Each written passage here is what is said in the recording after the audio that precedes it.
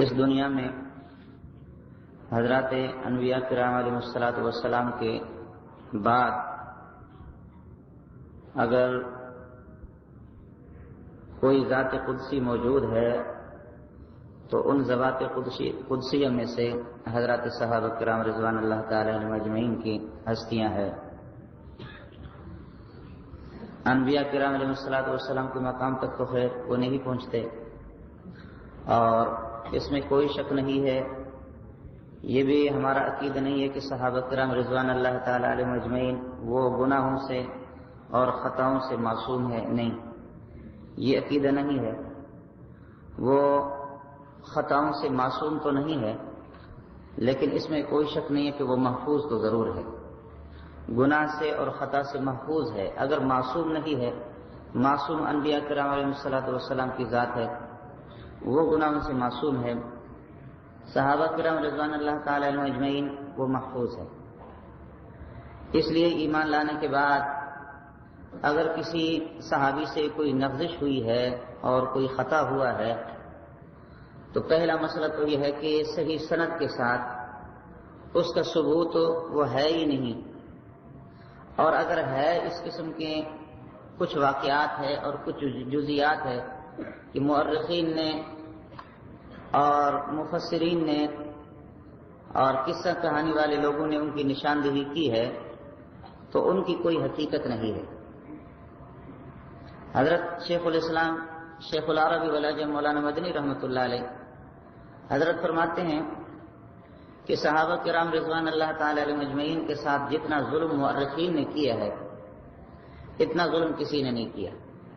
ان مؤرخین نے بعض تو اس قسم کے ہیں کہ دیدہ دانستہ طور پر انہوں نے صحابہ پر حملہ کیا، اور وہ شیعہ تھے اور رافضی تھے۔ لباس انہوں نے یہ ہے کہ بعض نے سنیت کا اوڑھ کر کے اور پہن کر کے لوگوں کو یہ تاثر دیا کہ ہم سنی ہیں، لیکن پس دیوار حقیقت کچھ اور تھی۔ انہوں نے صحابہ کرام رضوان اللہ تعالی عنہ اجمعین پر حملہ کیا، اور کچھ اس قسم کے تھے کہ انہوں نے تحقیق ہی نہیں کی، اگر وہ رافضی نہیں تھے اور شیعہ نہیں تھے لیکن تحقیق انہوں نے نہیں کی، اور ہر رتب و یابس کو جمع کیا، اور اس قسم کے واقعات بھی انہوں نے صحابہ پر تھوپ دیا کہ الیاذ باللہ ثم الیاذ باللہ۔ شیخ الاسلام مولانا مدنی رحمۃ اللہ علیہ فرماتے ہیں کہ صحابہ کرام رضوان اللہ تعالی عنہ اجمعین کی عظمت اور ان کی فضیلت، ان کا مرتبہ، وہ ایک ایسے مقام پر پہنچے ہوئے ہیں کہ یہ ساری چیزیں تواترات سے ثابت ہے، متواتر ہے۔ اب اس متواتر کے مقابلے میں حضرت فرماتے ہیں کہ تاریخی باتیں تو اپنی جگہ پر، مورخین چاہے سارے کے سارے جمع ہو کر کے کسی صحابی کے خلاف لکھ بھی دیں، ہم اس کو کیا تسلیم کریں گے؟ حضرت فرماتے ہیں کہ تاریخ کی کتابوں کو تو چھوڑ دو، فرض کر لو اگر کوئی خبر واحد اور کوئی صحیح حدیث وہ صحابہ کے خلاف ہو تو ہم اس حدیث کو بھی ترک کریں گے، اس لیے کہ صحابہ کرام رضوان اللہ تعالی عنہ اجمعین کا جو مقام ہے اور ان کی جو عظمت ہے وہ تو تواتر سے ثابت ہے۔ اب تواتر کے مقابلے میں آپ حضرات جانتے ہیں کہ تواتر جو ہوتا ہے وہ قطعیت کا فائدہ دیتا ہے اور یقین کا فائدہ دیتا ہے۔ فرض کر لو اگر کوئی صحیح حدیث سامنے آ بھی جائے تب بھی وہ حدیث خبر واحد ہوگی، اور خبر الواحد لا یفید الا الظن، وہ ظن کا فائدہ دے گی، اس سے یقین کا فائدہ حاصل نہیں ہوگا۔ تو اگر کوئی صحیح حدیث بھی آ جائے لیکن خبر واحد، اس کو ہم ان متواترات کے مقابلے میں ترک کریں گے۔ جب مسئلہ یہ ہے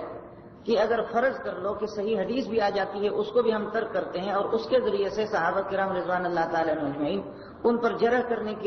جرح نہیں کر سکتے اور ہمارے لیے کوئی گنجائش نہیں رہ سکتی، تو ایسی صورت میں پھر یہ ہے کہ کیا حق پہنچتا ہے کہ صرف شیعوں کی کتابوں کو اور رافضیہ کی کتابوں کو یا اس قسم کے مصنفین کی کتابوں کو جنہوں نے ہر قسم کے رتب و یابس کو یہ کہ جمع کیا اور صحابہ کرام رضوان اللہ تعالی عنہ اجمعین کی طرف اس کی نسبت کر دی،